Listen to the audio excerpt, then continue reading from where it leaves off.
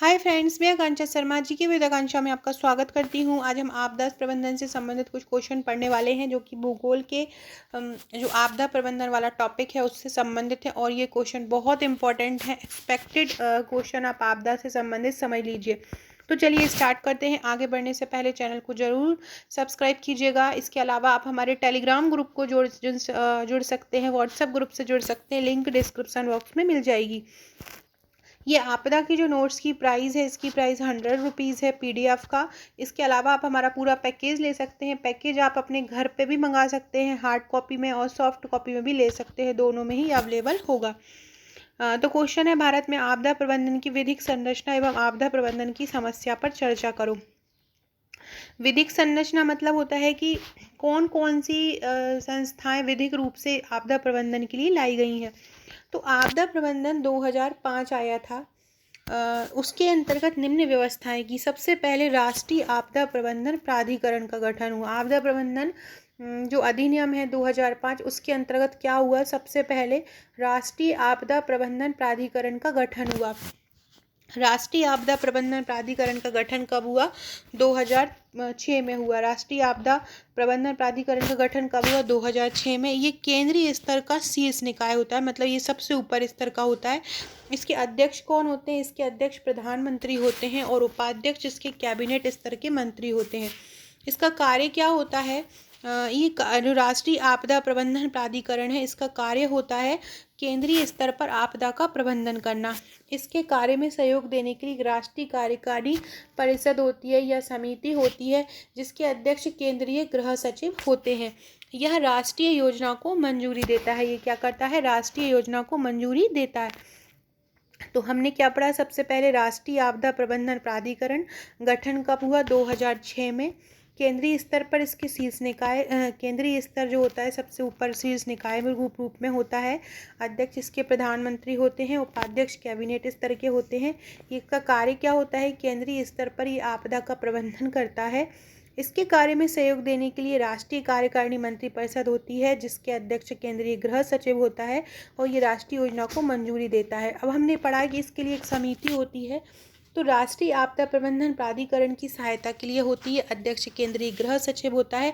इसके अलावा अगर इसके और सदस्यों की बात की जाए तो भारत सरकार के मंत्रालय के सचिव जैसे कृषि, गृह मंत्री, नागर विमान मंत्री आदि होते हैं। नेक्स्ट हम पढ़ने वाले हैं, अभी हमने पढ़ा था राष्ट्रीय आपदा प्रबंधन प्राधिकरण, दूसरा है राज्य आपदा प्रबंधन प्राधिकरण। राज्य आपदा प्रबंधन प्राधिकरण का जो अध्यक्ष होता है वो मुख्यमंत्री होता है और ये राज्य स्तर पर शीर्ष निकाय होता है। नीति क्रियान्वयन का ये आदेश देता है। इसके कार्य में सहयोग करने के लिए भी मंत्रिपरिषद होती है। नेक्स्ट होता है जिला आपदा प्रबंधन प्राधिकरण। जिला आपदा प्रबंधन प्राधिकरण का अध्यक्ष कौन होता है? कलेक्टर होता है। पंचायत से लेकर जिला स्तर तक आपदा प्रबंधन की तैयारी करना इसका उद्देश्य होता है। क्या? पंचायत से लेकर जिला स्तर तक आपदा प्रबंधन की तैयारी करना जिला प्रबंधन प्राधिकरण का उद्देश्य होता है। नेक्स्ट है एनडीआरएफ। एनडीआरएफ क्या होता है? एनडीआरएफ का गठन राष्ट्रीय आपदा अधिनियम 2005 के तहत हुआ। इसका निर्देशन और नियंत्रण की जिम्मेदारी, मतलब राष्ट्रीय आपदा प्रबंधन प्राधिकरण का निर्देशन नियंत्रण की जिम्मेदारी इस पर रहती है। वर्तमान में 8 बटालियन है। विभिन्न आपदाओं से निपटने के लिए और सुरक्षात्मक कार्यवाही करता है। विभिन्न आपदाओं से निपटने के लिए सुरक्षात्मक कार्यवाही करता है। तो हमने क्या पढ़ा आज कि हमसे ये पूछा था कि भारत में आपदा प्रबंधन की विधिक संरचना और आपदा प्रबंधन की समस्या पर चर्चा कीजिए। तो हमने पढ़ा राष्ट्रीय आपदा प्रबंधन प्राधिकरण, फिर हमने पढ़ा राष्ट्रीय कार्यकारी समिति, फिर हमने पढ़ा राज्य आपदा प्रबंधन प्राधिकरण, फिर जिला आपदा प्रबंधन प्राधिकरण और फिर राष्ट्रीय आपदा कार्यवाही बल। ये हमने आपदा प्रबंधन अधिनियम के तहत पढ़ा। अब हम करने वाले हैं भारत में जो आपदा प्रबंधन के लिए जो राहत और वित्तीय व्यवस्था है वो हमको करना है। फ्रेंड्स, इसी तरह से पेपर फर्स्ट से लेके पेपर 6 तक के सभी नोट्स मेरे इसी तरह बनाए गए हैं। मेंस के नोट्स हों चाहे प्री के नोट्स हों, इसी स्टिक से बनाए गए हैं कि आपको जो एग्ज़ाम में पूछा जाता है आपको बहुत इजीली उपलब्ध हो। जो कठिन भाषा आप तक ना पहुँचे, आपके पास इतनी सरल भाषा पहुँचे कि आपको एकदम बर्डन ना लगे और आप बहुत आसानी से पढ़ पाएँ। तो अगर आप 2019 का मेंस दे रहे हैं या 2020 का मेंस दे रहे हैं तो आप हमारे नोट्स को परचेस कर सकते हैं। सभी टॉपिक के सभी क्वेश्चन आंसर्स, जो भी टॉपिक का जो भी प्रश्न बन सकता है वो कवर रहेगा। साथ में आपको ग्रुप भी दिए जाएंगे, उन ग्रुप में भी आपको आंसर्स भेजे जाते हैं, उन ग्रुप में भी आपकी तैयारी कराई जाती है। करंट का कोई क्वेश्चन, करंट की कोई योजना आती है तो उन ग्रुप में पहुंचाई जाती है ताकि आप करंट से भी अपडेट होते रहें। इसी तरह प्री की हमारी एक रामबाण टेस्ट सीरीज़ आई है, सॉफ्ट और हार्ड दोनों में उपलब्ध है, वो आप एक साथ परचेस कर सकते हैं और एक साथ अपने घर में बैठ के लगा सकते हैं। टॉपिक वाइज और फ्लैट दोनों ही में है, इसमें कुछ टेस्ट फ्लैट भी रखे गए हैं, बाकी सभी टेस्ट टॉपिक वाइज हैं। जैसे कि आयोग का अलग टेस्ट है 3 से 4, इतिहास अलग है, पर्यावरण अलग है, तो आप उसको ले सकते हैं।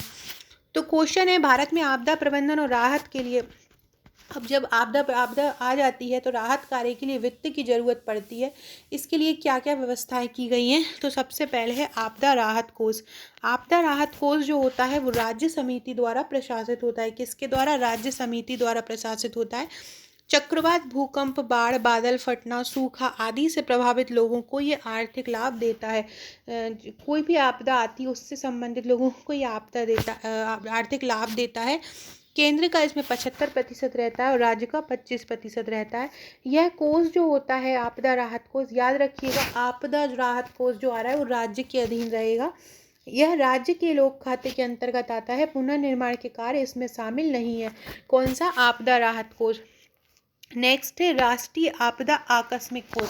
अभी हमने पढ़ा था आपदा राहत कोष वो राज्य के अधीन रहता है और जो राष्ट्रीय आपदा आकस्मिक कोष बना है वो केंद्र के अधीन रहता है। ये मूल्य संचित निधि इसकी 500 करोड़ रुपए है। भारत सरकार के लोक खाते के अंतर्गत आता है। जो राष्ट्रीय आपदा कोष है, राष्ट्रीय आपदा राहत कोष है वो राज्य के अधीन आता है और राष्ट्रीय आपदा आकस्मिक कोष है वो भारत सरकार के लोक खाते के अंतर्गत आता है। याद रखिएगा, क्या आपदा राहत कोष, यहाँ पे राष्ट्रीय नहीं जुड़ा है, केवल आपदा राहत कोष आता है, वो राज्य के अधीन आता है। और राष्ट्रीय आपदा आकस्मिक कोष आकस्मिक है और राष्ट्रीय है तो वो केंद्र के अधीन आ जाएगा और इसकी संचित निधि 500 करोड़ रुपए है। तत्काल राहत और पुनर्वास सहायता देना इसका मेन उद्देश्य है। केंद्र राज्य का अनुपात इसका 75:25 है। कितना है? 75, मतलब केंद्र 75% देगा, राज्य 25% देगा। इसके अलावा आपदा प्रबंधन पर राष्ट्रीय नीति भी बनाई गई 2005 आपदा प्रबंधन अधिनियम के तहत। आपदा प्रबंधन के सभी पहलू जो संस्थागत विधिगत आते हैं वो आपदा की रोकथाम करते हैं। आपदा की वजह से प्रभावित लोगों को राहत प्रदान करना आपदा प्रबंधन का उद्देश्य है। इसके अलावा पुनर्वास संबंधी उपाय भी ये नीति द्वारा किस तरीके से पुनर्वास करना है ये भी हम देख सकते हैं। 22 अक्टूबर 2009 को आपदा प्रबंधन संबंधी राष्ट्रीय नीति को अनुमोदित किया। ये याद रखिएगा, कब किया?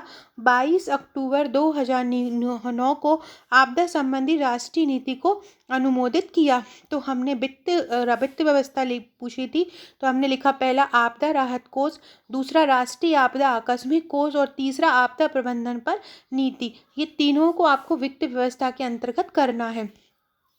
इसके अलावा अगला क्वेश्चन है, सामुदायिक आकस्मिक योजना जो होती है उसमें किन बातों का ध्यान रखना? देखो मेनली 4 बातों का, कौन किसे कहाँ किधर, याद रख, कौन किसे कहाँ किधर कब और कैसे।